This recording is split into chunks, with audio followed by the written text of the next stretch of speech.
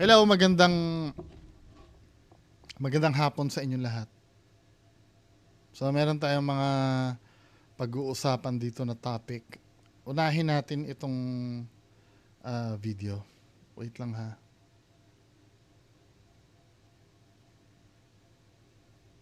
Wait lang. So, ito. Ano to video na to? Delivery rider na wala ng motor daw. May binili lang ako doon. Ayan po, may binili lang po siya. Wala na po yung motor niya. Labas ko wala na. Kuya, bakit mo kasi iniwan susi mo, kuya? Kailangan ko yung hanap buhay ko. Siniliver ako. Ayan po, ayan, sana po matulungan niyo si kuya. Kuya, Wala nakaparking yan, oh. Pumunta lang ako. Nawala na. kuya, kalma lang, kuya, kalma lang, kuya, kalma lang, relax ka lang, ha? Kailangan ko yung motor ko. Araw-araw ko. Sige, ayan po si kuya, dito po, oh, yan, yan. Nawala po yung motor niya, dito. Oh, yan. Tulungan niyo po ako. Ako nawala. Relax ka lang, kuya. Kuya, sandali lang, kuya. Relax ka lang, kuya. Kuya, relax lang, kuya, relax lang. Tingnan dito. Wala na. Ayan po si kuya, yan, nawalan po ng nawalan po ng service, nawalan po ng kabuhayan niya. Ayan si kuya. Nakaparking lang. Ay, sana mag-viral tong video na to para maraming makatulong sa iyo, kuya. Walang tawag. Makatulong daw. Feeling ko fake ito eh. Kasi papayag ka ba na i-video ng ganyan? I don't know, para manawagan. Pero nakalagay kasi dito sa baba, for entertainment use only eh. Just imagine. Pero kung sa totoong buhay, mga kababayan, pag magpa-park kayo, huwag nyo iiwan na yung susi ng motor nyo, ha? Lalo na pag sa bandang Manila kayo. Maraming karnaper ng motor napper. 'Di ba? Kunin natin yung lesson nitong video na to dun sa gusto niya iparating. Kasi duda ako na totoong video eh. Kasi medyo may pagka-OA, pero at the same time, malay mo, totoo, no? Pero nabasa ko ito for entertainment use only. Hindi natin alam. Pero sa katotohanan, huwag kayong mag-iiwan ng motor na yung susi. Kahit na kadalasan yun sa mga delivery rider eh. 'Di ba? Yung iiwan na siguro, tinatamad na uling, lalo na pagka kasi yung pagdisusi yung motor mo, 'di ba minsan pag nilak mo yon, pag hinugot mo yung susi, 'di ba magkakaroon ng takip yon. Nakaka-hassle kasi na alisin uli yung takip ng lock eh. Kaya sometimes yung iba hindi na nilalak yung manibela para palaging open yung susian. 'Di ba? Or sa katamaran ng iba, iniiwan na yung susi doon. Siguro feeling nila wala namang magnanakaw, wala, 'di ba? Kaysa magsisi ka, 'di ba? Ano yun mo na, ilak mo na. Kunin mo na yung susi, mag-start ka na lang uli pagka-aalis ka na. Kaysa pagsisihan mo pa, 'di ba? Pero itong video na daw na to ay for entertainment use only. Pero na convincing siya. Nagparinig ka pa na para maraming tumulong. Baka maraming ang tumulong dyan. Magaling umarte si kuya eh. Next. Next video. Ano to? Ang sabi ko lang, iusog mo ng konti. Bastos ka kasi naharangan mo yung gate ko. Tama na. Diba? Don't post that. O bakit? Don't Karapatan post namin that. yan. Karapatan Bakit? namin Ano yan. ginagawa mo sa akin? Ikaw Kayong nakakapas. ikaw yung nagagalit. Ngayon, Ikaw ang ginaganyan nagagalit. niyo ako? Ikaw nagagalit. Ano Kami hindi yan? kami nagagalit. Hinaharangan mo yung Don't gate ever ko. do that. Diba? Hinaharangan mo yung gate ko. Kaya mo, patulan mo. Sinuntok ba kita? Sinaktan ba kita? Pinagsabihan lang kita kasi mali yung ginawa mo. 'Di ba? Ginamit na namang sangkalan yung pagkababae, babae ako, patulan mo. Hindi, sometimes kasi nakakabwisit yan eh. Ito kasi sa harap ng gate nila. Eh, syempre, may gusto rin silang ipasok doon sa gate at ilabas sa gate nila. Eh, hassle naman yan kung may nakaharang na ganyan. Minsan common sense na lang din sa nagpa-park yan eh. Kayo ba, okay lang sa inyo na mag-park kayo sa harap ng gate? Yung alam mong active pa yung gate? Okay lang sana kung kung mukhang abandonado na yung bahay, no? Na magpa-park ka doon sa harap. Pero ikaw na nga nakipark, ikaw pa yung matapang. Tapos ang katwiran niya dito, Mali yung ginawa mo. Nakaharang ka sa gate ko. Mali. Lalabas kami, hindi kami makakalabas. Oh, di ba? Ano ba sabi ko sa'yo? Kung pwede kang mag-park, iusog mo lang doon. pwede naman pala mag-park isod lang eh. Yung nakaharang ka dito. Usap, magta-double parking tayo. Double parking. Pag inusod niya daw, magdo-double parking. Eh di dun sa may madodouble parking ka, concern ka, dun sa may-ari ng gate, hindi ka concern. Eh di ganun talaga, di ialis mo dyan yung kotse mo. Parehas ka may maaabala eh.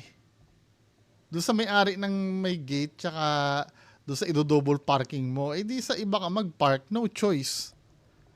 Wag mo ipilit yung yung hindi pwede. Kung konti lang iusog mo. Bulag ka ba? Ito, gate ko to, nakaharap. Oh. Eh di pagka inuro ko ka doon, maka-double parking yan. Paano na? O kaya nga, naka-istorbo ka rin sa gate ko. Oo, same din ang istorbong gagawin mo. So meaning mas lesser ang istorbo doon sa may gate. 'Di ba? Eh maghanap ng ibang paparkan. Or sana doon sa pupuntahan mo diyan, doon ka nakipark. Anyway, hindi ganun minsan na lang yun eh, common sense na lang yun eh. Na, alam mo yun, nakakahiya mag-park sa harap ng gate talaga. I don't know kung ako lang yun or kayo. Naisip nyo rin ba yun? Di bali sana kung yung paparkan mo na gate ay halata mong wala nakatira dun sa bahay, dun sa loob, yung lumang-luma na, yung sira-sirang bahay na. Pero yung active na bahay, para talagang parang makukuryente ako kung magpa-park ako doon sa harap ng gate. Kasi parang likas na sa akin yung isipin na may nakatira doon eh, na karapatan niyang gamitin yung gate eh. Yung palaging iniisip ko na, what if magbubukas tong gate na to? 'Di ba? Parang pag sa parking lot sa palengke, 'di ba pag mamamalengke kayo, may dala-dala kayong motor. Minsan nagdo-double parking ang motor eh. Ibig ko sabihin double parking, isang pila ng mga parking ng motor, then sa likod pa ng motor magpa-park ka pa. So pag pinarkan mo yung likod ng motor, paano makakalabas yun nasa harap? Yun din, concern ko din yun. Hindi din ako basta-basta nagpa-park ng alam kong makakaharang ako dun sa lalabas. Kahit sa McDonald's or sa Jollibee, pag may nakapark doon sa harap, hindi ko siya binubuntutan ng ganun. Alam ko, pag natapos kumain yung nagpark doon, lalabas yun eh. 'Di ba? At maaabala ka rin nun. Siyempre, tatawagin, oy, kaninong motor tong may plaka na bla bla bla bla. Pakiayos din, may lalabas na Maaabala ka rin nun eh.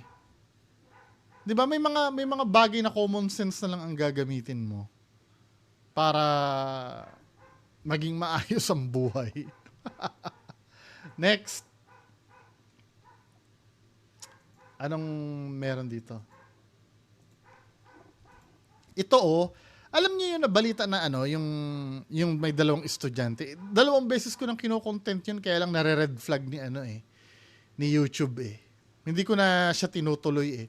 Namatay din pala yung yung lalaki ito. Nag-viral to, 'di ba? Yung pumasok sa bahay yung motor. Nung una nga hindi ko pa pinapaniwalaan to eh. Kasi nga nung tiningnan ko yung video, pumasok daw na bahay pero yung motor nakaharap sa pinto palabas. Pero totoo pala talaga kasi may CCTV eh. Nakita sa news eh. Anong nangyari, yung dalawang angkas niya humampas doon sa hamba ng pinto. Pero ito, bigla siya nakatayo at nakaganyan pa siya.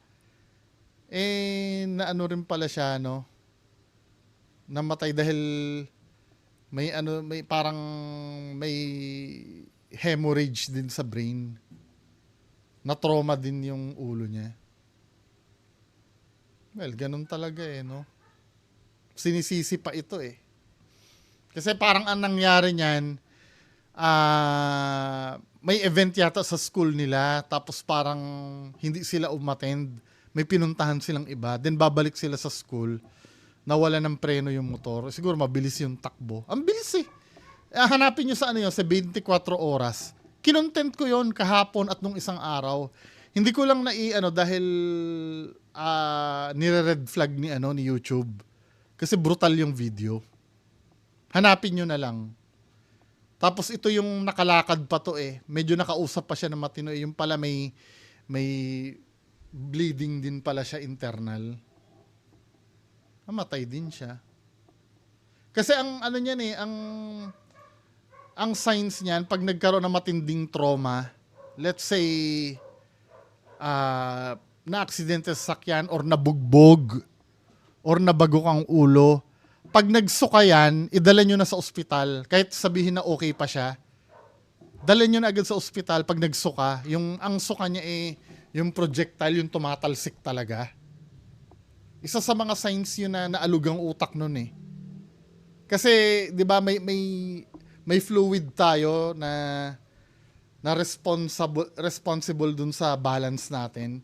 Kapag ka nahilo yan at nagsuka yan, ibig sabihin na trauma yung ulo. Idala nyo na agad sa ospital yon. Baka magawan pa ng paraan. Yun yung mga signs. Hindi pwede, hindi magpapahinga lang ako. Hindi pwede. Basta dalhin sa ospital. Ito hindi nakakabilib to men Hindi to nakakabilib Come on, pati sarili mong sarili mong trabaho para sa ba yan? Para sa likes ba yan? Di ba, safety mo yan Paano kung bigla lumakas ang hangin, pwede kang tangayin sa karagatan yan magpapatulfo ang pamilya mo? Ano ba yung maaani mo dyan sa pagganyan mo? Hindi ko na nakukuha. Ang lakas-lakas ng hangin, Hindi ba pagagalitan ito ng kapitan niya pagka nakita itong pinaggagawa niya?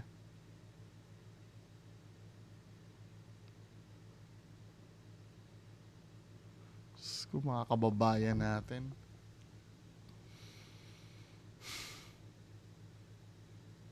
Kasi alam mo, yung ginagawa na yan, yung pag ganyan-ganyan nyo, pag halimbawa ito yung ginawa, gagawa pa ng mas higit pa dyan.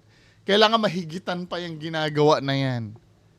Isa rin nabubwisit ako kay Boss Toyo din. Although yung kay Boss Toyo naman,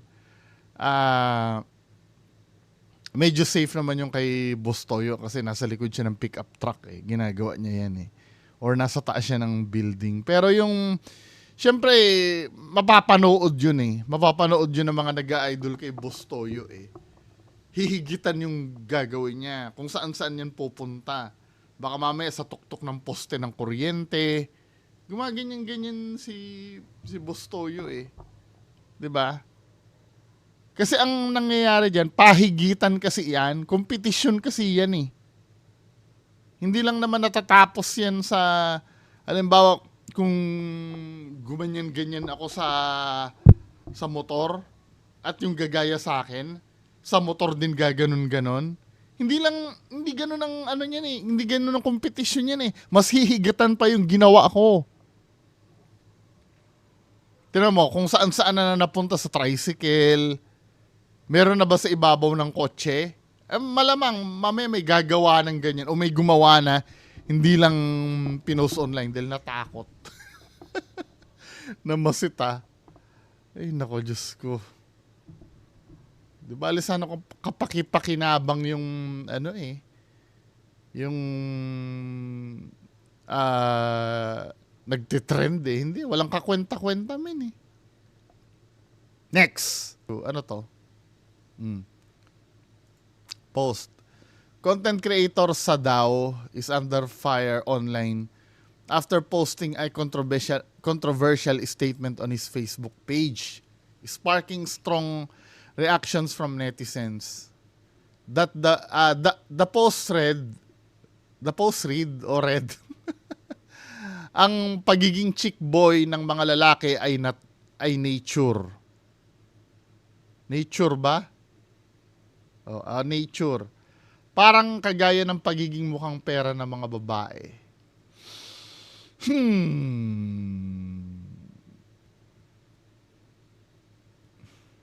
Ang pagiging chick boy ng mga lalaki ay nature.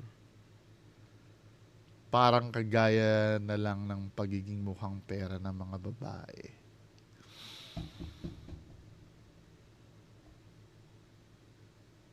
Agree kayo doon?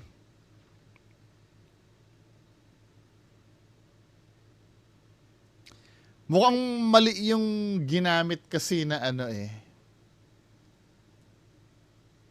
mali yung ginamit na word na nature eh. When you say nature, natural, siguro yung ibig sabihin ng natural, by nature, parang ganito yan no? By nature kasi, lalaki dapat ang magtatrabaho, ang babae, nasa bahay lang. Di ba, mag-aalaga sa anak, Yun kasi ang typical nung araw, by nature. Or, yung nature na nagdidikta, ano bang magandang example ng by nature?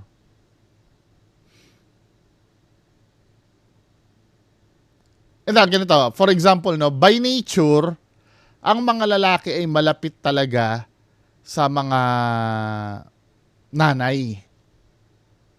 Then by nature din, ang mga babae ay malalapit sa tatay.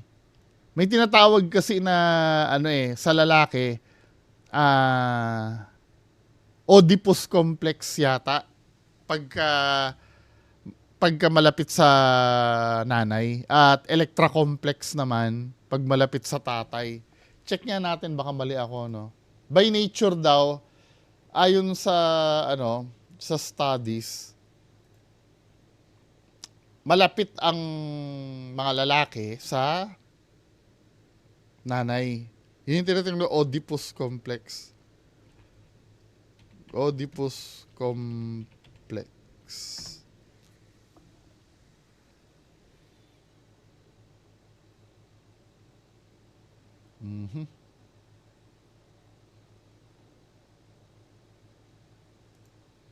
Oo, tama. Ang Oedipus complex, unconscious desire of the parent opposite sex and jealousy and rivalry towards the parents of the same sex. 'Di ba? Parang medyo nagseselos siya dun sa opposite sex, yung sa tatay niya Galing yun daw sa character sa Greek mythology na si Oedipus, na pinatay niya yung tatay niya at pinakasalan yung nanay niya. Kaya Oedipus. Pagka Electra complex naman, Electra complex.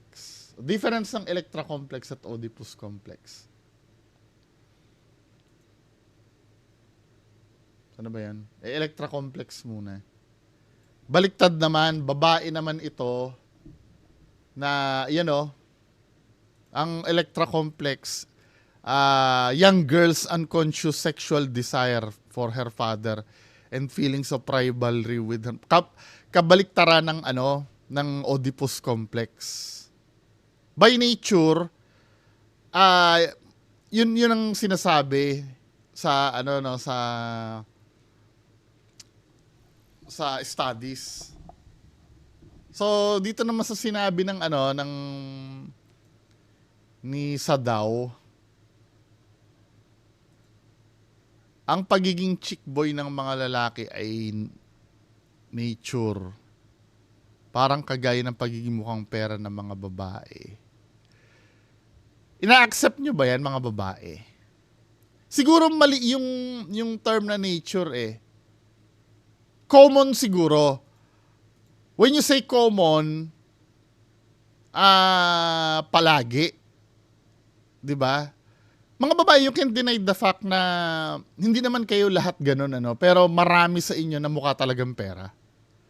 'Di ba? Kaya nga may mga foreigner na nagpapatulpo, Ano, 'di ba? Siguro ang tamang word yung common. Ang pagiging chick boy ng mga lalaki ay common.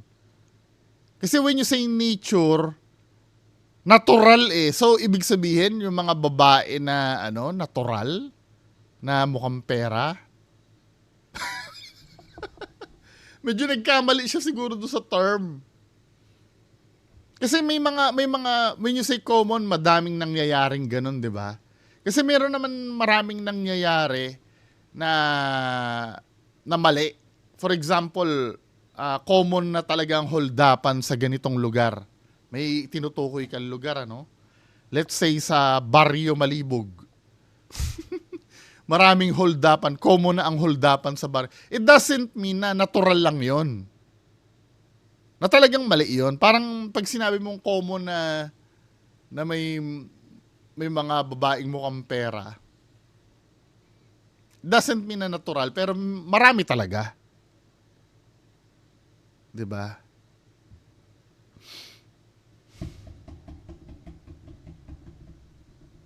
Mahirap i-defend ito sinabi niya eh.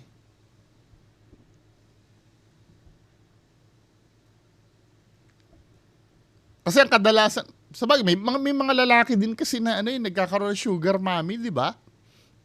Di lang naman babae eh.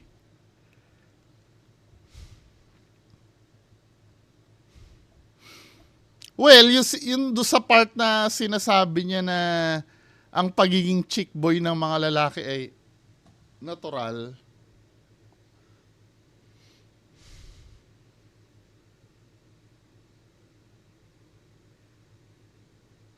Ano mga lalaki?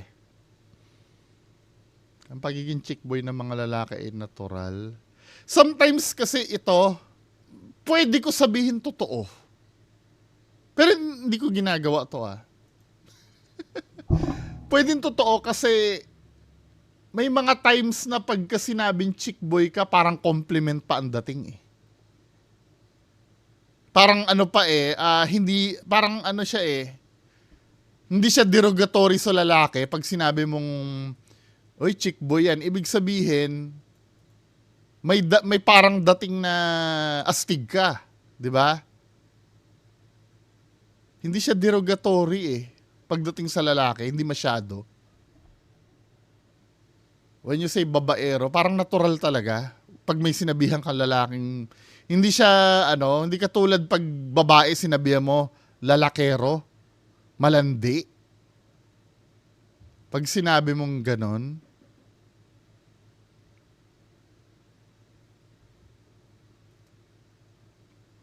siguro pwede mo sabihin, ang pagiging chick boy ng lalaki ay nature, parang pagiging madaldal ng babae. Parang pagiging bungangera ng mga babae. Pwede. Na-offend kayo mga babae pag sinabi yon? Kasi yung pagiging mukhang pera kasi yun eh. Hindi kasi pwede maging compliment sa mga babae yun eh. 'Di ba? While yung pagiging chick boy pwede maging compliment sa lalaki yan eh. Ibig sabihin, medyo macho dating mo nun pagka chick boy ka, 'di ba? Tama. Mukhang sablay nga ito. Marami kang pwede maisip na pwedeng natural sa babae. Yun nga, katulad nun, pagiging, bungangera, yon. Ang pagiging chick boy ng mga lalaki ay nature. Parang kagaya ng mga, or hindi, pagiging masungit ng mga babae. Mataray na mga babae. Pwede. Di naman siguro kayo magagalit pag sinabing masungit kayo, di ba? Anyway, hindi, tulungan nyo ako. Ano ba ang gawain ng babae na nakakabwisit? Na kahit na ganun Anyway, pagpatuloy natin. The statement quickly made rounds on social media, drawing criticism for promoting harmful gender stereotypes and disrespecting both men and women. Many users called out the insensitivity and misogyny implied in the message. One netizen responded, "Imagine you are giving that advice to your daughter," pointing out how dangerous such views could be if passed down to the future generation. Medyo partially agree ako, no? Kasi parang ini-educate mo yung nakikinig sa'yo na natural lang sa babae maging mukhang pera. Kasi sa totoo lang, may mga lalaki din na mukhang pera eh. Hindi lang naman babae. Sabagay, may mga babae din naman lalakero, ano? Hindi lang naman hindi lang naman lalaki. Di basta dito sa statement niya na to, pag sinabi niya na ang pagiging chick boy na lalaki ay natural, hindi siya masyadong harmful eh. No? Another added, yung nanay at wife nyo mukha silang pera. Kasi doon kinukuha yung pang araw-araw na budget nyo. So sobrang mukhang pera, madalas sila nagtatrabaho na ano nga sinusukli mo at ni tatay mo. Pambababae, okay po.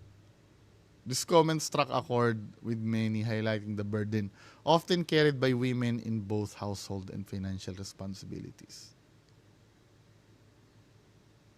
Pinakamaganda nga dito yung sabihin bungangera na lang. Pagiging bungangera na mo. Dahil ko ano talaga yung by nature, ganun talagang babae. Bungangera. Diba? Gagalit kayo sa akin mga babae.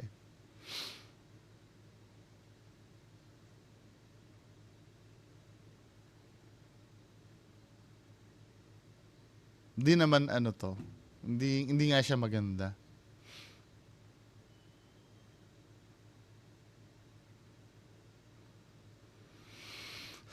Anyway, next. Ito, ano to?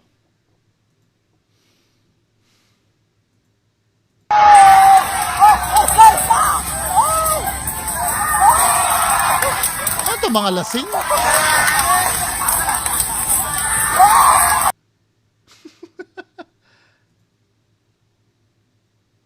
Ano yun? The rooftop stalls of a beverage in the city of Talisay, Cebu City, named as George's Plaza, were rolled, climbed, and tumbled early in this morning today, Thursday, July 31.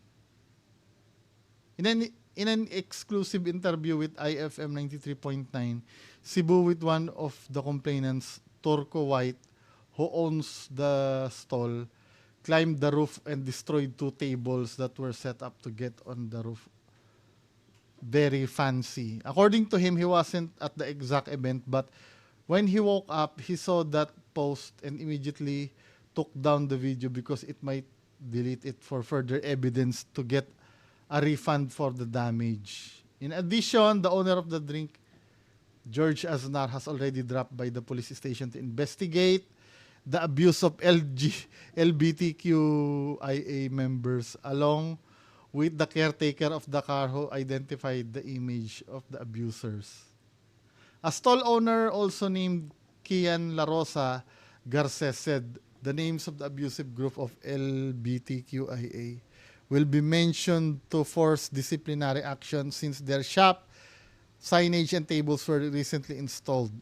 Also suggests to the public that this group of weak people is immoral. In-highlight talaga na miyembro ng LGBTQ, ano? Ano ba nangyayari na yan? Ano ba ito, lasing?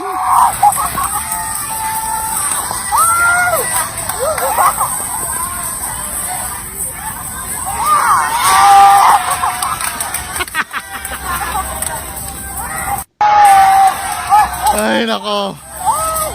Pero unfair naman na labelan mo na lang ng para bang dapat minsan ingat din tayo kasi pwede mag-spark ito ng ano eh ng away na naman online eh. Kasi feeling ko wala na I don't know, no? Masasabi mo ba may kinalaman yung pagiging LGBTQ nila sa ginagawa nila?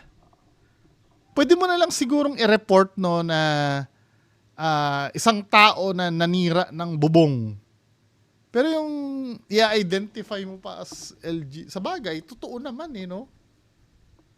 Kaya lang, ang ipapalabasin dyan ng miyembro ng mga LGBTQ, ano na naman yan eh, atake na naman sa samahan nila yan eh.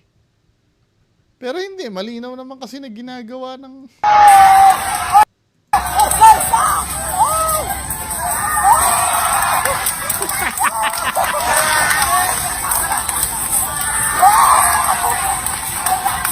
Pero wala na, hindi naman exclusive sa pagiging bakla yan. Siguro may gumagawa din yan na hindi naman bakla. 'Di ba? I think hindi naman siguro fair na sabihin bagay, yun sila eh, no?